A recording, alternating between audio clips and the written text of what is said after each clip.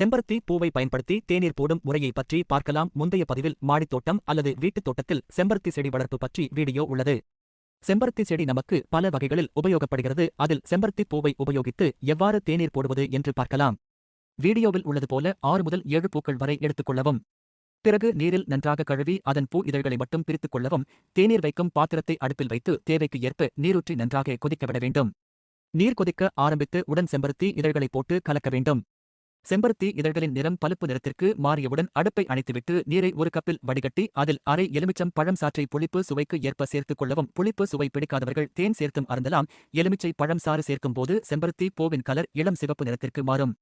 இப்போது துவர்ப்பு மற்றும் புளிப்பு சுவை கலந்த செம்பருத்தி பூ தேநீர் ரெடி. இதை நீங்கள் காலையில் குடிக்கும் போது உடலின் கொழுப்பின் அளவை குறைக்கலாம். உடல் எடையை பாதுகாக்கும் மற்றும் துவர்ப்பு சுவை இதயத்திற்கு நல்லது. இன்னும் பல நன்மைகள் உள்ளது. இதேபோன்று நீங்களும் தயார் செய்து குடித்து மகிழுங்கள். Subscribe channel. நன்றி.